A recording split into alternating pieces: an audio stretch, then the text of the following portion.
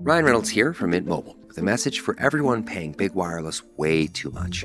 Please, for the love of everything good in this world, stop. With Mint, you can get premium wireless for just $15 a month. Of course, if you enjoy overpaying, no judgments, but that's weird. Okay, one judgment. Anyway, give it a try at mintmobile.com/switch. Upfront payment of $45 for 3-month plan, equivalent to $15 per month required. Intro rate first 3 months only, then full price plan options available. Taxes and fees extra. See full terms at mintmobile.com. Hey, quick heads up before we get rolling. If you're building something big and need a boost, PaperNapkinWisdom.com has a stack of free tools ready for you. Strategy, mindset, leadership, all there, totally free. You can even hit the link in bio on social media, and let's level up. Welcome to Paper Napkin Wisdom, where we share pearls of wisdom shared by some of the world's top entrepreneurs, leaders, and difference makers. Here's your host, Govind Jayaraman.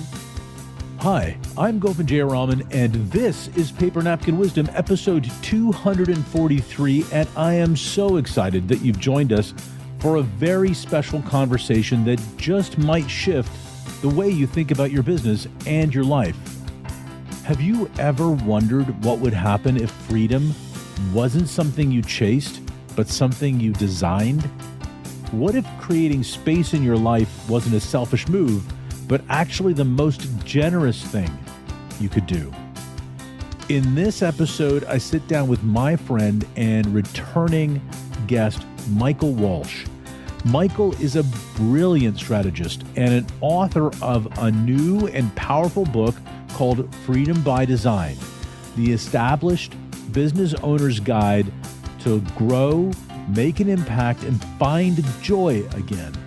He's been coaching and guiding business owners for years, but in this latest work, he takes things deeper into joy, impact, and true autonomy, and shares a framework for how to bring this alive in your organization.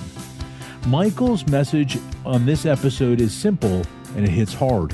Freedom is not a selfish act. And when you hear what that really means from someone who's helped hundreds of leaders reclaim their time, their energy, and their sense of purpose, you won't be able to unhear it. So wherever you're listening from, whether you're walking the dog, driving to a meeting, or just taking a moment to breathe, tune in, because you're about to discover that freedom doesn't have to be accidental. It can be intentional. Now let's dive in. Michael Walsh, welcome back to Paper Napkin Wisdom. Thrilled that you're here. Thanks for having me. So, spoiler alert, if you're listening to this, we're actually recording this one at the end of a series, but it's actually going to be the first napkin. And on this napkin, you say, freedom by design, freedom is not a selfish act. Why did you share that with me, other than the fact that I asked you to share it with me? Why did you share it with me?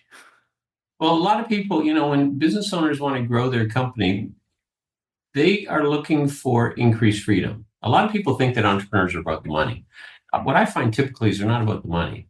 They're about the autonomy that they can gain by running their own show, whether it's alone or in partnership with others. And the difficulty is what they want freedom. It's not the money, it's the freedom they want. The thing is that freedom just takes a lot of money. That's why they focus on the money. But really what people want is freedom. And a lot of people say as well, whether it's money or freedom, business owners are all about themselves. Well, before we go to that, okay, I want to say freedom, it's so elusive, right? Because I remember saying, I think people relate to this a lot, say, oh, you get to be your own boss. And I used to joke, no, that's what people say. I just have more bosses. The customer's my boss. Yep. The suppliers are my boss. The bank is my boss. Oh, and by the way, my staff, they're my boss. And then everybody else is my boss. I'm like a slave to everybody. And the tax man. Yeah. Government. God forbid I forget the government. They won't let you, don't worry. Yeah. They have a way of reminding you in little manila envelopes. Yes. So So again, we say that we want to do this, and the second we sign up for it, it's like snatched away from us. But we want it. We want the freedom. Yes, we do. And now keep in mind that where I specialize, and so I speak to where I specialize is in service-based businesses or businesses with a strong service component that are based in the expertise of their people. Now, I know that that may apply to everybody, but that's where I focus. And what you find is the reason that people quite often go into business is they find that they can actually bring their expertise to their clients and customers or patients if they're in the medical industry, that they actually want to contribute to people in meaningful ways. They want to bring their expertise, they want to grow their expertise, and they actually want to make a difference for people. And given that 78% of all business these days are service-based businesses in most first world countries, you're in a situation where this is a big deal as far as that's concerned. This hits a lot of people. And so people get into business because they figure I can do it better than my old boss. But they bring their craftsmanship, if you want to call it that, to the table. And that's not just professional services, it's skilled trades, it's training and development organizations. There's a lot of different types of companies that are in the services businesses. And then there's also businesses that are supply and install. Well, the install part is the service component. So even if there's installation involved, the supply of it is also part of the service to get the right appropriate stuff as well. So I include those types of business in as well. So they think that being a craftsman is or craftsperson, I don't know what the correct way to say that is, but being strong at their craft is not enough. As you grow, there are things that happen, and that's why it gets harder because plying your trade is different than running a business that is based on you plying your trade. They're just different skills needed. Yeah. And we, this is such a significant issue. There are reams of books written about this, one of the most popular being E-Myth. Yep. So this concept is well explored. And so, freedom has to be designed for within the business structure, correct? Mm-hmm. Yep. And it's interesting because a lot of people, you talk about E-Myth, and it's like, consider yourself a prototype of 5,000 franchises, and things like that. And it's like, everything's about the systems, and people are better when it's all about the systems. And I'm like, yeah. And there's other organizations that have come out with things all about the structures. If you work within the structures, everything goes better. There's actually a fundamental difficulty with that actually robs people of their freedom. And that's that they consider the structures more important than the people. Mm. And when you're in such a high percentage of all businesses that are service-based businesses, and I know that you would assert that even in product-based businesses, they require services of people within those businesses, and I wouldn't disagree with that. You're in a situation where this relies on the people, not just the structures. And we will not be dictated to as humans. We just won't. I mean, we might comply in the short term, but that's not a sustainable way of operating. It's like trying to control your kid. Anybody who does that knows that they've got a lot of years of really painful experiences, and then they've got a lot of years of repair, hopefully later, if the kids ever forgive them for trying to control them as much as they have. It's fascinating. Whereas if people are given the freedom to explore and do what they need to do, there's absolutely a reciprocal human element that comes in, and everything just seems to go smoother. Well, if that's true in somebody's private life, it's just as true in a business environment as well. And so what's happening is that people want freedom. They don't get it from the strategies that they've been armed with up until now. And I'm suggesting that if you really want freedom, there's 3 different levels of freedom that you look at. One is freedom in your business. So I can focus on the things that I do particularly well and that actually have strategic value in my organization. The second thing is freedom from your business, because you want to have a life outside the business. You want to be able to take time away. You want to enjoy the many different parts of life that are available to each of us. And if you build your organization in such a way, you can actually have that. And of course, the third one is freedom because of your business, and that's to reap not only the financial rewards, to also see the impact of what you're providing, or whatever else you actually want to use that business to support. So I could have whatever goals and commitments I have in life. A business is a very powerful tool that can help me accomplish that, and this includes the three different levels of freedom that are there. And I would assert that people are more interested in the freedom than even in the money. And I think you're so right. And you just teased it when you said freedom because of the business doesn't just mean the wealth that's generated within the business, but it's the impact of what you're doing. Yes. Where you're doing it, how you're doing it.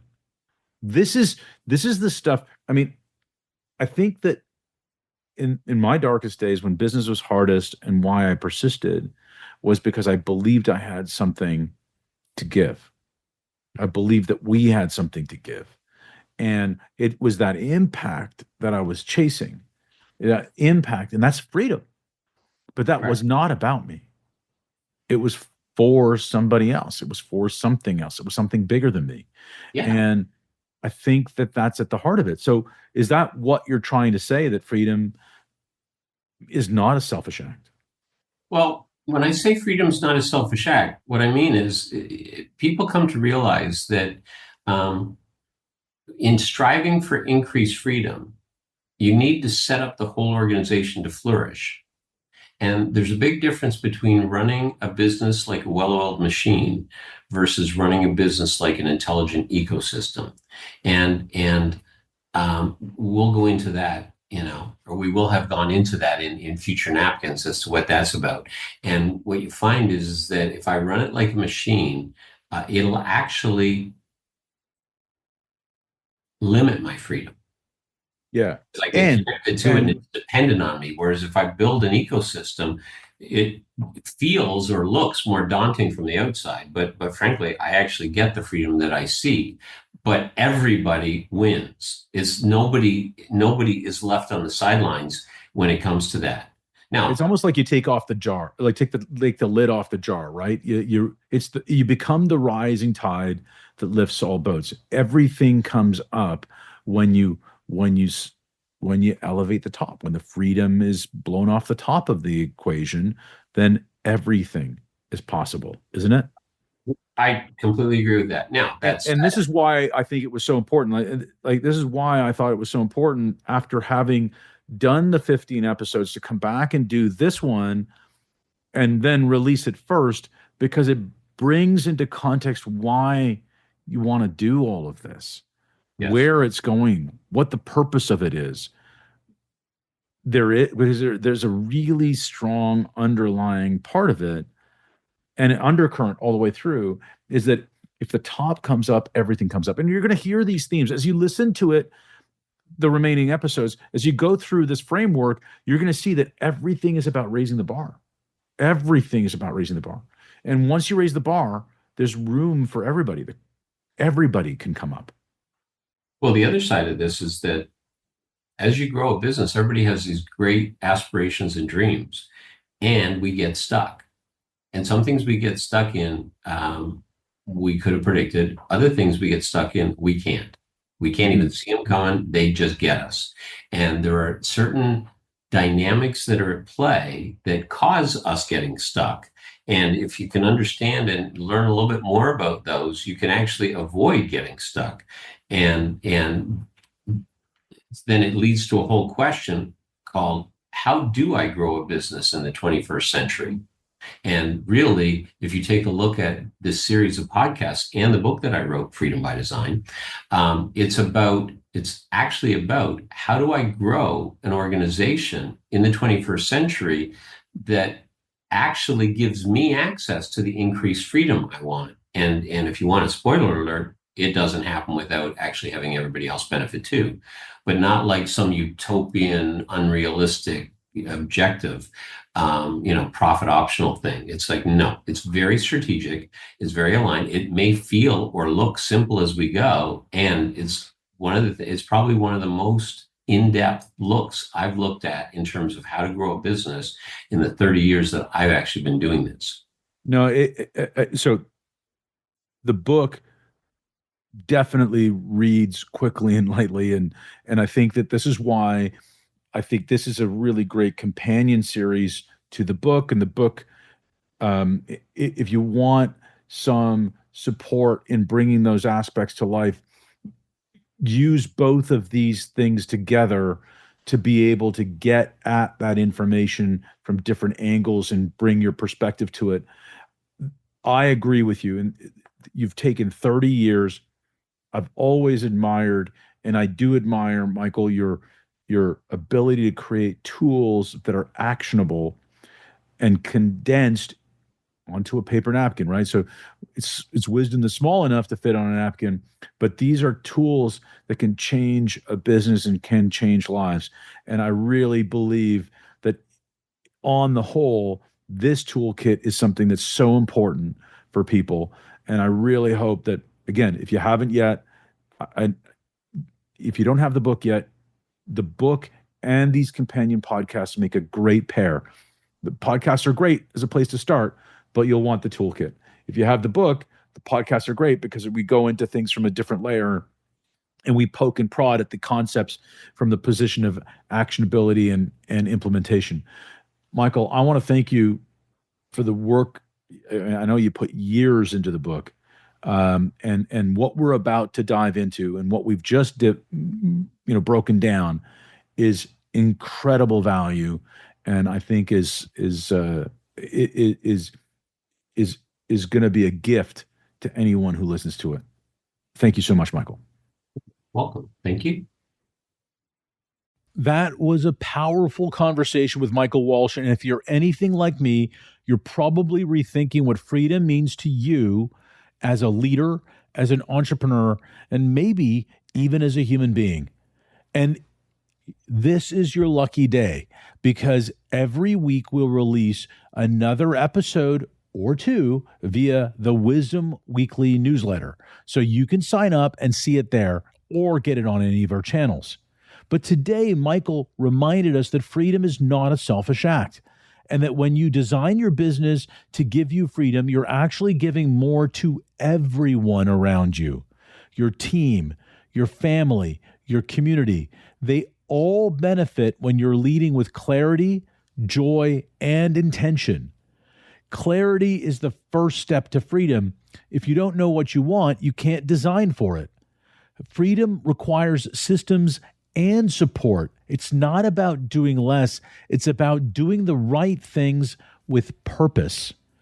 And delegation isn't abandonment. It's leadership and action. Joy and impact are indicators of success, not just revenue. And you can choose to design your life on purpose, starting now. If this episode resonated with you, take a moment to reflect. What's one area in your life where freedom feels out of reach? And what would it look like if you designed your way into it, starting today? Remember, the time will pass either way, but how you use that time, that's the difference between drifting and designing. If you haven't already, please subscribe to Paper Napkin Wisdom and the Paper Napkin Wisdom Weekly wherever you listen to podcasts, and you can get a sign-up link from papernapkinwisdom.com. Leave a review, share this episode with someone who needs it, and if something stood out to you, write it down on a napkin, take a photo, and post it with the hashtag Paper Napkin Wisdom, because small ideas captured with clarity can lead to big transformations. Until next time, stay focused, stay aligned, and keep taking action. And make it a great day.